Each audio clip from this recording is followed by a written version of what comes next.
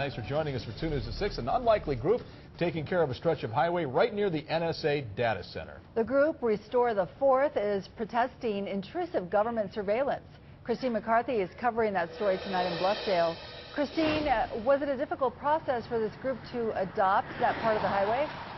You know what, Christina, this group actually tells me that it really wasn't all that difficult to process. They filled out a bunch of paperwork, handed it over to U.T.V, and U.T.V just signed off on it, essentially approving their highway adoption. U.T.V says that they trust that this group is going to hold up their end of the agreement and clean up those highways. They said no matter what their intention is.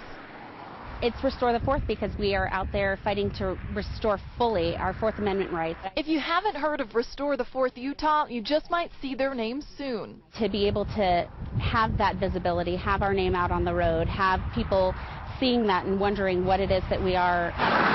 It'll be spelled out on 2 highway signs in the unlikeliest of places. It's a 2-mile stretch of highway, and it's right out by NSA. Near the entrance to the new data center of the National Security Agency, the spy center this organization has been protesting for months. No! The group is fighting what it calls unconstitutional government surveillance. Basically fighting for our rights to have full restoration of our Fourth Amendment right, which protects us from illegal search and seizure.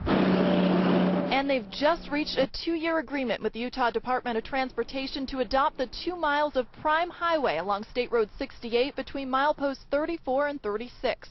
We will be able to be out there and have visibility. In return, they'll be required to clean up the litter beside the freeway 3 times a year. We will have the bright vest. UDOT needs more passionate applicants. Not enough, not enough. We want more people to sign up. And they've happily come to an agreement.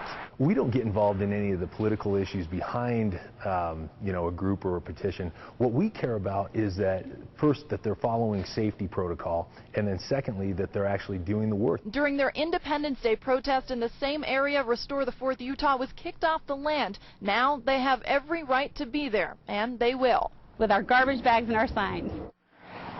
And this group says that what they're able to do for the environment, cleaning up all this litter off the highways, they say that's just an extra perk. Their first cleanup date will be October 26th, they think, at this time.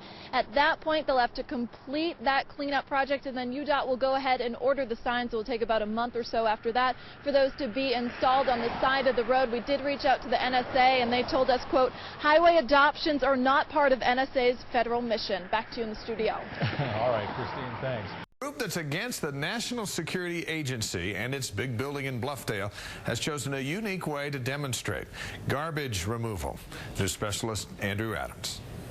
Look at all this stuff. Discarded cartons, what used to be a can, a wrapper, a bottle, all kinds of junk out along the side of this road here. It takes some pretty benevolent people to come out and clear all this stuff up. But this group has a little bit of an ulterior motive. You see Redwood Road runs right next to the NSA data center, and this group also plans to picket. We're going to be cleaning up the road. At the same time, we will be protesting. Lorena Potter is with the Utah chapter of Restore the Fourth. If the group sounds familiar, they've organized previous demonstrations like this one on Independence Day, battling for Fourth Amendment protections against unreasonable searches and seizures. In my opinion, this spying program has to stop. While this David may face an uphill battle against Goliath, or in this case the 1.2 million square foot NSA facility, they've at least found a way to get their slingshot into close proximity: community service. As long as the group is actually out there performing the work and following safety protocol, we're not really going to get involved in any political issues. Under the 2-year deal with UDOT, Restore the Fourth has to show up at least 3 times per year to clean up the 2-mile stretch of road.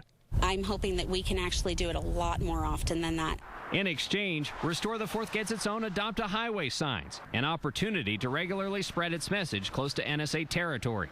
The feds, not really fazed. Their statement to K.S.L, more or less a big whatever. Just more resolve for Potter and pals, who say change away from programs like PRISM is imperative. This is just another way to show people that we're out there, we're working for this. This isn't, we aren't just screaming to scream, we're screaming because this is a real threat to our society. The Restore the Fourth Adopt a Highway signs aren't up yet, but again, according to this agreement, they will be up at some point. UDOT believes they'll be in place in the next few weeks. Andrew Adams, K.S.L 5 News.